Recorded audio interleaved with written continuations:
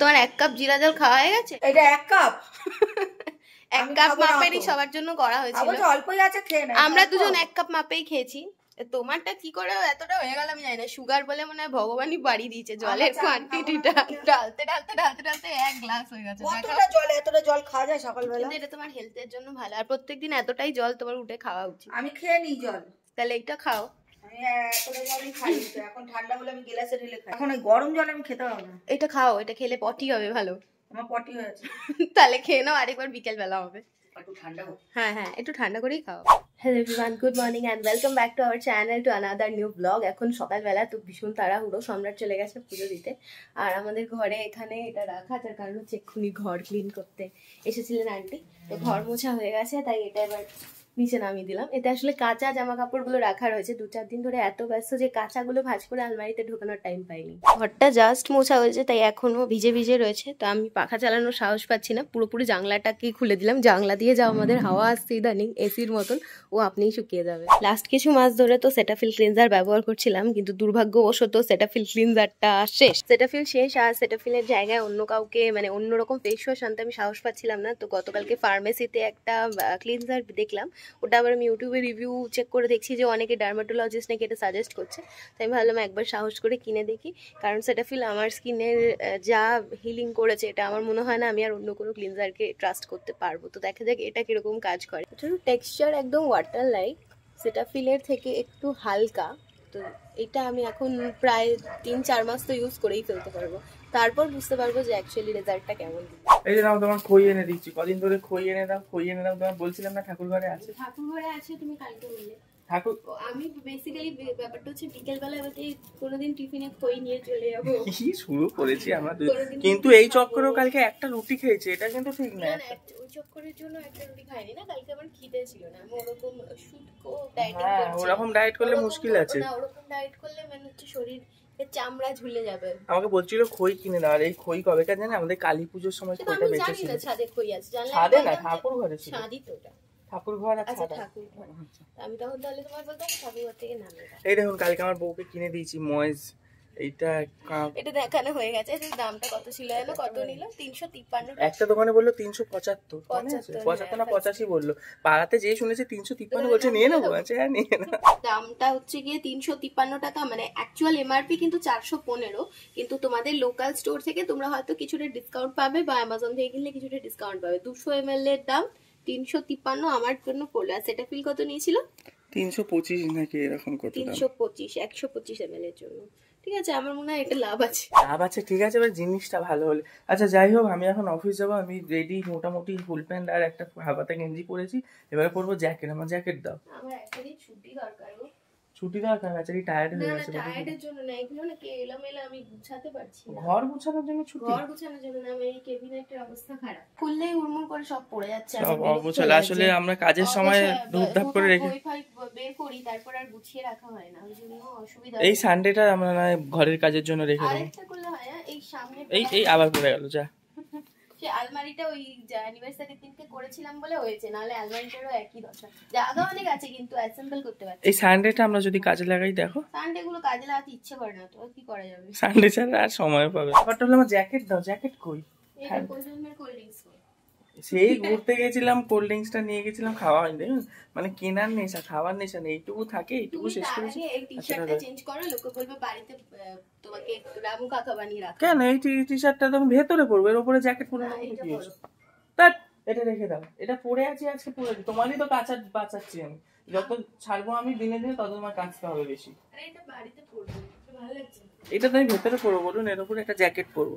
তাও বলছো অফিসে নাকি লোকে দেখবে। তুমি আমার জ্যাকেট বের করে দাও একটা, আমি অনেকক্ষণ ধরে বলছি। জ্যাকেট নেই আর। মানে তোমার ওইটা কোথায়? ওকোবাকো জ্যাকেটটা? ওকোবাকো জ্যাকেট আবার কি? তাহলে একটা জ্যাকেট কিনে দাও আমায়। কি যক্ষের ধন গুছিয়ে রাখে দেখুন না, রাশি রাশি প্লাস্টিক বের করছি আলমারি থেকে। মানে প্লাস্টিক কালেকশন করার। হ্যাঁ, এই প্লাস্টিকেই মানে জায়গা ভরে আছে সমস্ত, জানো তো। যদি ও এই প্লাস্টিক গুলো রাখে, আর এগুলো আমার পয়সা বাঁচে। কিসে পয়সা বাঁচে বলুন তো? ওই যে নোংরা ডাব্বাটার মধ্যে প্লাস্টিক ঢোকাই, আমাকে আর ওই যে কি ব্যাগ বলে ওগুলো, ডাস্টবিনের জন্য ওই ব্যাগগুলো কিনতে হয় না। ঘরের মেয়েরাই এসব গুছিয়ে রাখে যে প্লাস্টিক। আমি ওকে মুখ করতাম ফার্স্টে, এত প্লাস্টিক কেন জমাও, এত প্লাস্টিক কেন জমাও। কিন্তু ওই প্লাস্টিক যে, হ্যাঁ যখনই বাড়িতে প্লাস্টিক প্রয়োজন হয় ওর থেকে, আমি জানি ওর কাছে প্রচুর স্টক আছে, সবাই নেয়। আর আমার যে কোনো ময়লা ফেলার জন্য ওর থেকে প্লাস্টিক দাও। আর আজকে আমাদের বাড়িতে দুটো মিষ্টির প্যাকেট, দেখুন এই দুটো প্যাকেট আমাদের বাড়িতে আমার মাকে যেই কাকিমা কাজে হেল্প করেন উনি আমাদের বাড়িতে আজকে পুজো দিয়েছেন। একটা গোপালের জন্য মিষ্টি দিয়েছেন আর একটা আমাদের মা কালীর জন্য। তো ওনার পুজোটা সকালবেলায় মাকে প্রসাদ দিয়ে দিয়েছি, মানে মাকে পুজো দেওয়া হয়ে গেছে, এবার ওনাকে প্রসাদটা দিই। আরেক প্যাকেট প্লাস্টিক, এর মধ্যে পুরো প্লাস্টিক। ওরে বাবা, দেখেছেন কত প্লাস্টিক বেরোচ্ছে, কিন্তু এই প্লাস্টিক বের করতে করতে আমার তো সময় হয়ে যাচ্ছে। কটা বাজে বলো না? তোমার দেরি আছে, 9:30 বেজে গেছে, আমার টিফিন করে বেরোতে হবে। তুমি তাহলে গোছাও, আমি নিচে যাবো। হ্যাঁ যাবে বলবে, আবার যেতেও দেবে না, বলবে যাও যাও যাও যাও, কিন্তু যখন বললে আমি যাবো নিচে, বলে না দাঁড়াও একসাথে নিচে না। খাতাটা পথ নিয়ে যাবে, খাতাটা কেমন ড্যাম বন্ধ হয়ে গেছে। অনেক পুরনো খাতা আমি দিয়েছিলাম, মানে ওদের ঘরে ছিল, আমাকে বলছে নিয়ে নাও, আমাদের কোনো কাজে লাগে না। তাহলে এটা কোন জন্মেকার খাতা? অনেক পুরনো খাতা। নিচে এসেছি এখন ব্রেকফাস্ট করতে, কিন্তু আমার কপালে আজকে মনে হচ্ছে ব্রেকফাস্ট নেই। মানে রুটি দুটো আছে, রুটি দুটো মা খাবে, তাহলে আমাকে এখন পাউরুটি আনতে হবে।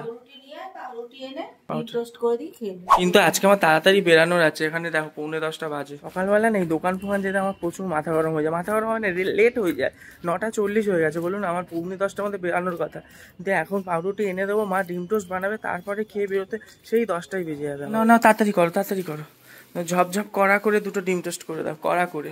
9টা বেজে গেল, দেখুন 9:52, এখনো কোনো খাবার দাবার হলো? 9:52, আমি সবে ডাকতে যাচ্ছিলাম। এটা কার? এই বাবা, ফার্স্টে ওরটা করে দিলে কেন? ওর তো যেতে দেরি আছে। ও মা, ওর তো যেতে দেরি আছে, ফার্স্টে তো আমারটা দরকার। হ্যাঁ তা আমারটা আগে কড়া কড়া করে ওকে কাঁচা কাঁচা করে দিতে। আমার হাতের কাজ করছি না এদিকে, এবার তোরটা করবো। কি গো, তুমি একা একা নিয়ে খেয়েও নিলে, আর আম্মা আমাকে আগে দিলে, বলো কি খেয়ে নিলে।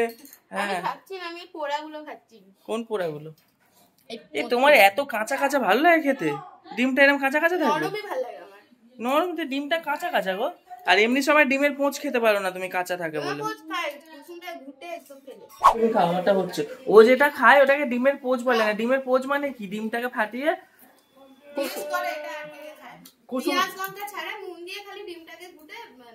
ডিমের পোঁচ মানে কি? ডিমটাকে ফাটিয়ে কড়াই দিয়ে দেবে, কুসুমটা গোটা থাকবে, ওর সেটা ডিমের পোঁচ না। ওর কুসুমটাকে পুরো গুটিয়ে, মানে অমলেট, পেঁয়াজ লঙ্কা ছাড়া অমলেটটাকে পোঁচ বলে। বাড়িতে এসে একটু জাস্ট শুলাম, অমনি ফোন আসলো যে দিদি পার্সেল আছে নিচে আসো।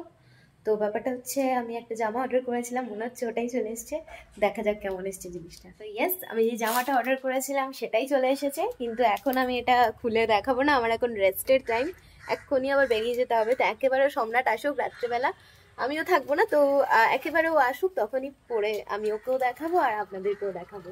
বাজে এখন রাত্রি 10টা, দুজনেই ফিরে আসলাম, দুজনের কাজ বাজ সেরে।